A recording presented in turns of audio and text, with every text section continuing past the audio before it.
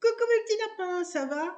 Bon, petite vidéo pour vous raconter un petit peu ma vie, vous faire un petit vlog, quoi. Donc, je vous explique un peu ce qui se passe. J'ai un énorme carré sur mon écran, je ne sais pas pourquoi. Tu veux pas pour en aller? Non. Ah si, c'est parti.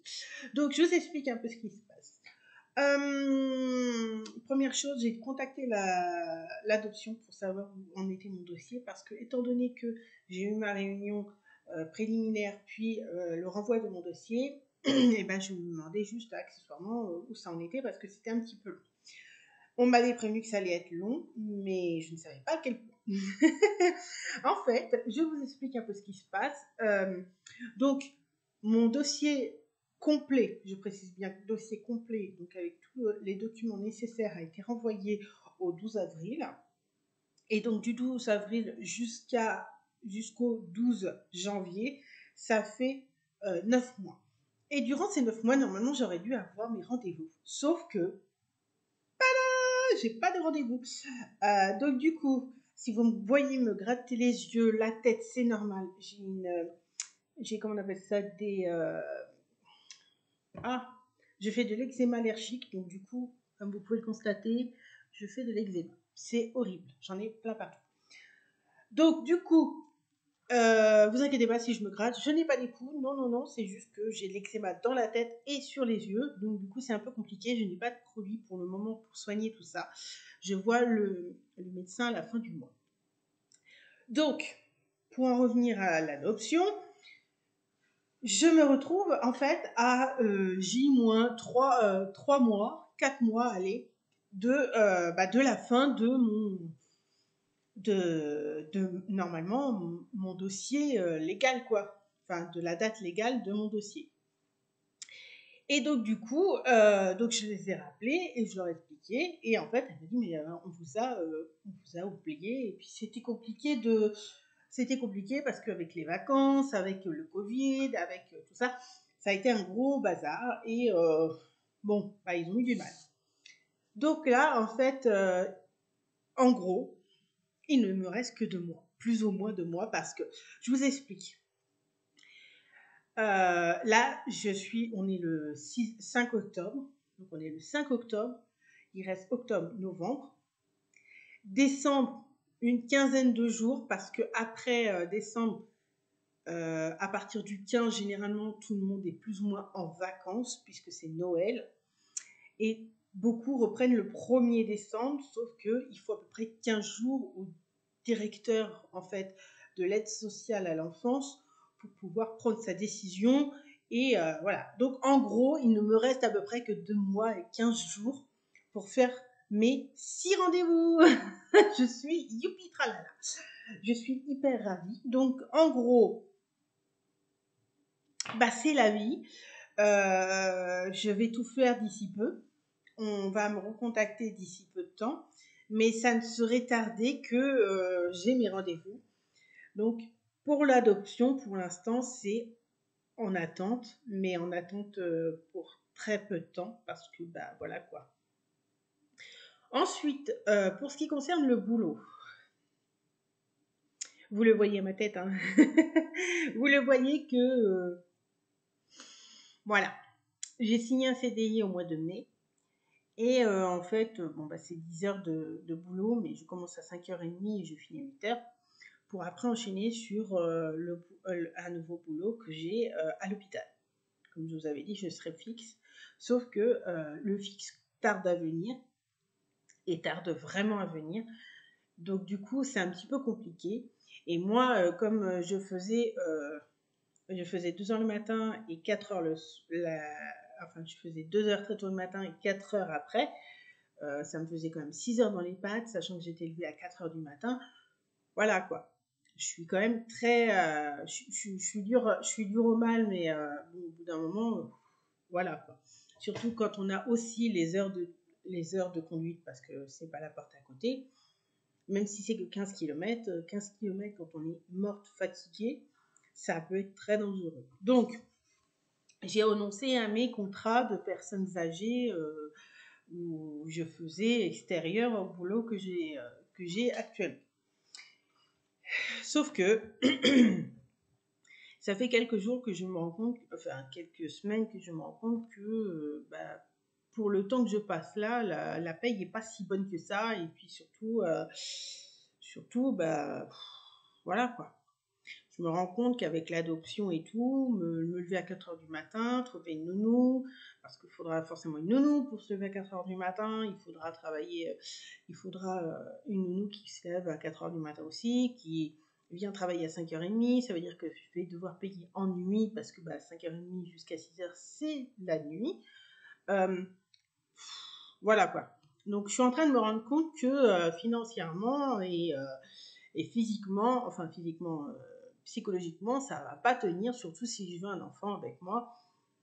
Donc, je suis revenue à la bonne vieille méthode du je vais travailler pour moi-même et j'en ai marre de travailler pour les autres. Donc, ça, c'était déjà le but à la base. J'avais un peu abandonné avec mon CDI, mais sauf que là, je vais reprendre. J'ai continué, donc là, je suis en train de justement de reprendre tout simplement mon dossier de création d'entreprise. Donc on verra bien. Donc là, je serai entrepreneur. Mais le seul petit souci, il faut que je vois ça encore, c'est du juridique. Donc là, je vais devoir gérer un peu parce que en fait, dans mon contrat, j'ai un contrat de, on va dire, d'exclusivité. Je ne peux pas travailler dans le même domaine que la société. Donc dans le même domaine que la société, en gros, c'est un contrat de concurrence, quoi. Je vais lui faire concurrence directement et sachant que je suis employée là-bas, je n'ai pas le droit.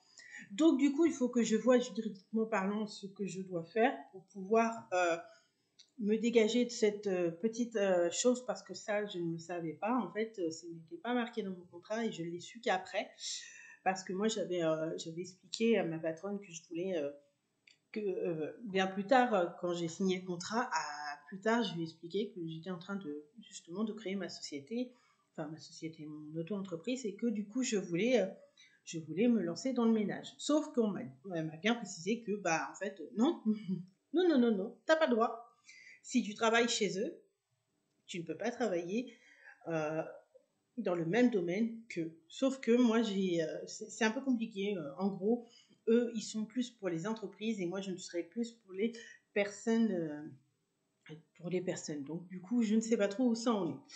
C'est un peu compliqué. Cet après-midi, j'ai rendez-vous avec une personne de la DIL pour voir un petit peu comment je peux faire pour avoir des subventions, pour pouvoir créer ma société, pour pouvoir créer ma maison parce que j'ai vu que j'avais le droit à des choses, mais je ne sais pas encore comment faire et tout. Donc, du coup, je me suis renseignée.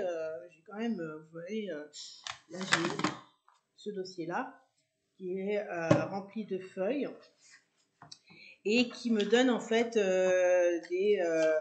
des possibilités. Donc on m'explique que peut-être que je peux acheter une maison sans apport, parce que moi c'est surtout l'apport qui me pose problème, je ne l'ai pas. Comment devenir propriétaire sans apport. Donc il m'explique que j'ai droit à des prêts, à des choses, à des machins. Et donc du coup j'ai contacté la DIL qui peut me rendre ce service, qui peut m'expliquer ce à quoi j'ai droit et ce qui peut me convenir pour moi. Et comment faire pour les obtenir de façon à ce que je puisse avoir un apport qui puisse m'aider. Donc, là, c'est la troisième chose. Donc, vous voyez que je suis overbookée. Je suis sur l'adoption qui est en attente. Je suis sur l'auto-entreprise qui est aussi en attente parce qu'il faut que je règle le problème. Je suis sur la maison qui est aussi en attente. Je vous jure, je vais péter les plombs. Et pour finir, je me suis fait plaisir et donc du coup, je vous avais parlé il y a quelque temps que j'ai l'imagination très débordante et que j'avais besoin de façon plus ou moins compulsive de vider mon sac. Et afin d'éviter de vider ce sac sur tous les gens qui je côtoie, j'écris beaucoup. Sauf qu'il y a quelque temps, je me suis inscrite à une newsletter pour devenir écrivain. Et en fait, je me suis pris dedans. Mais vraiment, je me suis vraiment pris dedans. Et j'ai réalisé que ça me plaisait énormément. Il propose une formation qui est à hauteur de 1500 euros, je crois, un truc comme ça, qui est vraiment intéressante et qui me plaît, que j'ai très envie de faire. Il faut que je débourse 1500 euros que je n'ai pas, vous voyez. Mais il se peut que, je suis en cours aussi de création de livres. Donc, je vous en parlerai plus en détail plus tard, parce que là, pour le moment, pour être honnête avec vous, c'est un peu compliqué, mais en gros, je vous montre.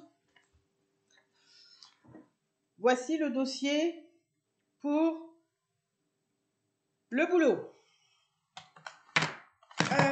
Le dossier pour la maison avec...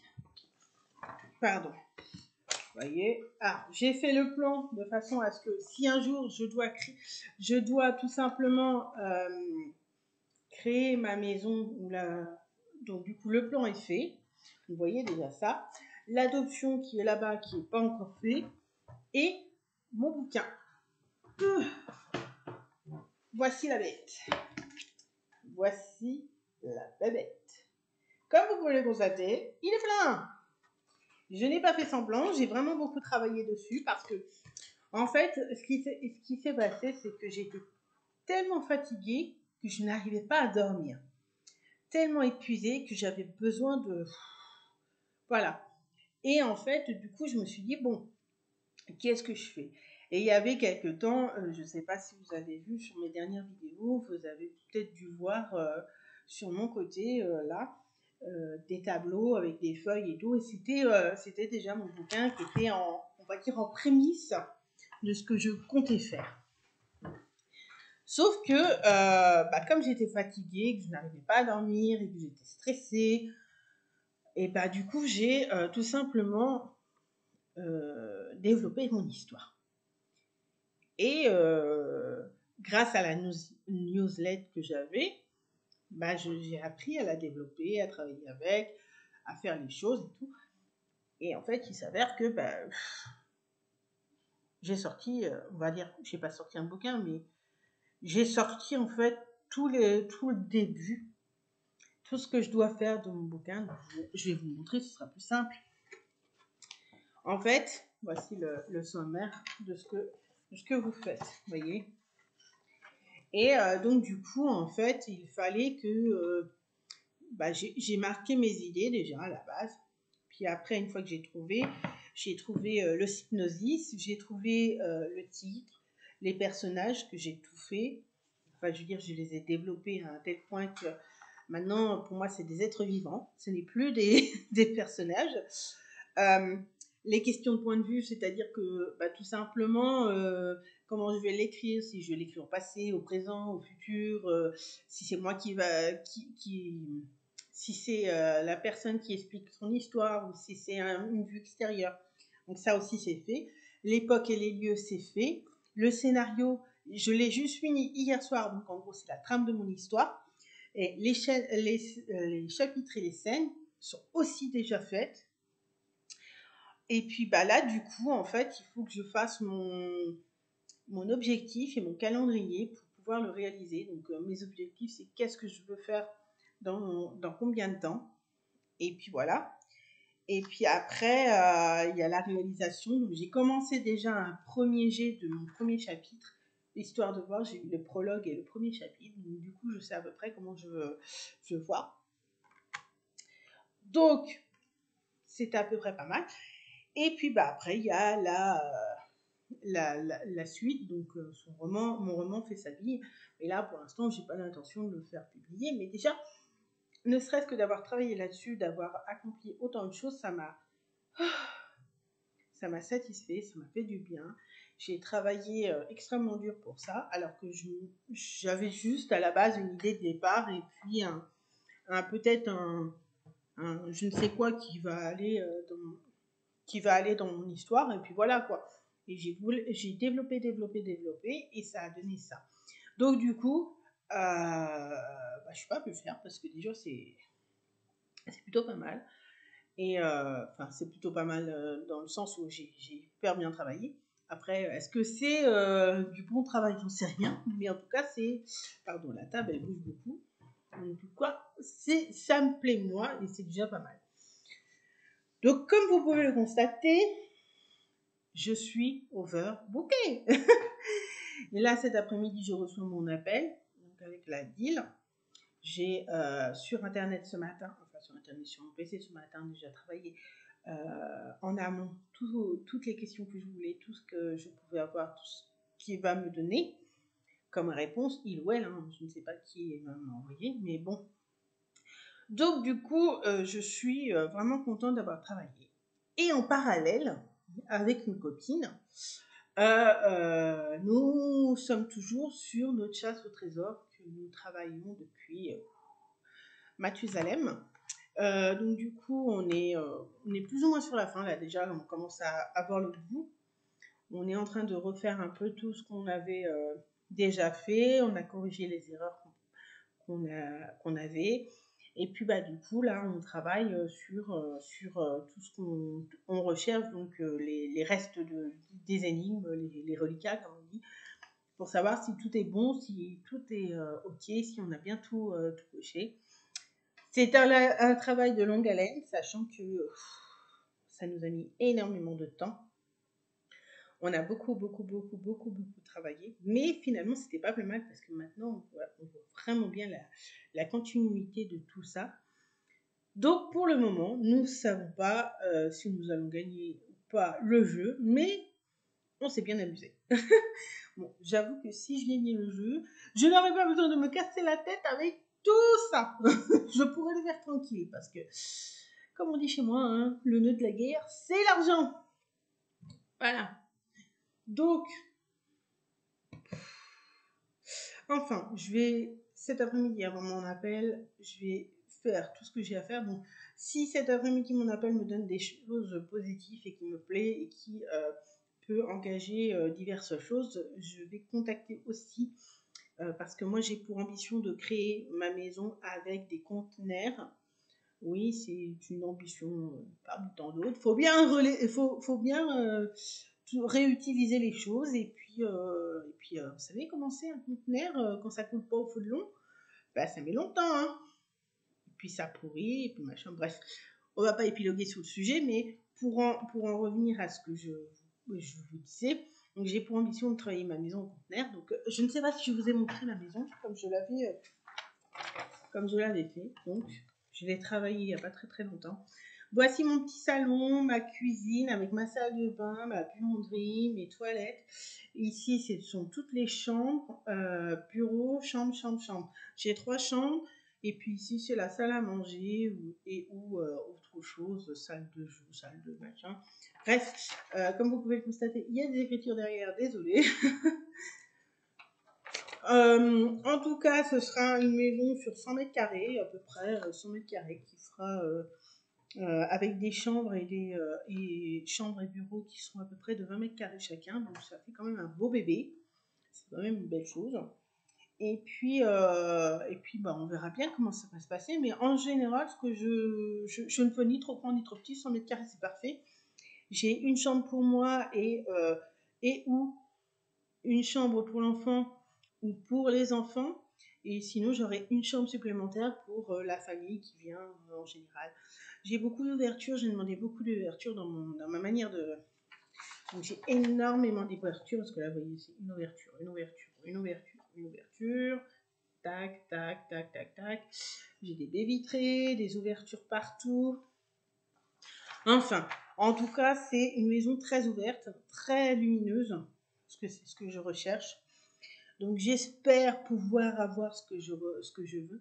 Avec pour mon potager des petites citernes pour pouvoir ramasser l'eau, vous savez, l'eau de pluie pour pouvoir tout simplement asperger mon jardin. Enfin, ça, c'est des ambitions que j'ai, un peu écologiques à ma manière, hein. Je ne suis pas, je suis pas super écolo, mais bon, je fais le tri, hein, je ne me casse pas la nénette. Mais si je peux éviter d'aller siffler de l'eau chez moi pour pouvoir arroser mes carottes, ça pourrait m'arranger. Après, bon, s'il faut le faire, faut le faire.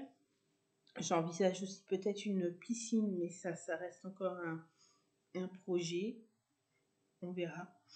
Mais sur un jardin, et il me faut un jardin et il me faut un énorme jardin pour pouvoir aller jouer dehors. Allez jouer dehors, dégagez, prenez le chien, prenez le chat, prenez la tortue, les gamins, et hop, dehors. Non, non, sérieusement. J'envisage aussi d'avoir une douche asiatique. De façon à ce que je réfléchissais à ça. J'ai pas de douche, j'ai pas de. Oula, désolée. J'ai pas de douche, j'ai pas de baignoire, j'aime pas ça. Enfin, j'aime pas les trucs où c'est enserré. Les douches françaises où vous avez on appelle ça quand vous mettez, vous tirez le petit linge là qui vous colle au corps et qui est tout froid. Ah non, ça j'aime pas ça. Le rideau de douche, voilà. Non, ça j'aime pas. J'aime quand c'est tout ouvert, un peu comme dans les cuisines, vous savez, vous avez un siphon au milieu, vous aspergez le tout et tout va dans le trou. Et ben moi c'est pareil, c'est ce que je veux. Puis ça sera ouvert des deux côtés, donc ce sera ouvert côté lingerie et côté aussi côté escalier, parce qu'il y aura des petits escaliers, ce sera pas la même chose. J'ai essayé de tout mettre, de mettre l'eau au même endroit de façon à ce que je puisse avoir vraiment, pardon, vraiment que un côté où au niveau conduit, ce soit plus facile pour tout le monde. Les chambres d'un côté, les produits, les eaux, on va dire les eaux en général, de l'autre. Et puis on verra bien. J'essaierai d'avoir une cheminée parce que ça, par contre, c'est mon rêve et je veux une cheminée ou un poêle à bois ou quelque chose qui me donne de la chaleur. Je suis pas obligée, afin de tout simplement éviter de perdre mon beau parquet en chaîne que je rêverais d'avoir. Je vais plutôt opter pour du stratifié, non pas du stratifié, enfin bref, c'est une espèce de petit tapis style bois quoi, de façon à ce que tout simplement les enfants quand ils jouent ils ne fassent pas des trous dedans. S'ils sortent de la piscine, parce que s'il y a une piscine, c'est pareil, ça évitera beaucoup, beaucoup, beaucoup de choses. Donc, ça m'évitera bien des problèmes. Oui, donc c'est des dalles en PVC que je voudrais imitation bois. Ah oui, d'accord. Donc, en imitation bois. Euh, j'ai vu, je vais essayer de vous montrer. J'ai vu le style que je voulais et je l'adore. Je le trouve magnifique. J'ai vu une émission et c'est exactement ce que je recherche. Exactement ce que je veux. Voici à peu près le style que je veux. Moi, il faut savoir que je suis très naturelle. Donc, vous verrez aussi le nom de l'émission. Donc, je ne sais pas si vous voyez, mais voilà. Au fond, c'est un mur en pierre, en briques. Très bois, très blanc, très naturel. Donc, je ne sais pas si vous voyez bien, mais donc vous pouvez constater, c'est très très simple. Et ça c'est parfait, c'est exactement ce que je veux. Donc, voilà. Voilà. Sans compter maintenant que une fois que j'aurai fait tout ça, il faut aussi que je trouve le temps d'aller voir mon médecin. Alors j'ai rendez-vous, étant donné que mon eczéma est un eczéma allergique, j'ai rendez-vous pour savoir à quoi je suis allergique. J'ai aussi rendez-vous comment on appelle ça, au docteur de la peau. Je ne sais plus. Bref. Non, ce n'est pas le podologue. Podologue, c'est pour les pieds. Dermatologue, voilà. J'ai rendez-vous au dermato pour savoir ce que je fais parce que, outre les yeux, alors le problème c'est que, étant donné que j'en ai dans les cheveux et dans les yeux, mais les yeux c'est plus important parce qu'en fait, le produit qu'on met en général sur la peau, on ne peut pas les mettre sur les yeux, ça risque de rendre aveugle. Je suis déjà une topinette, j'aimerais éviter d'être une topinette à mort.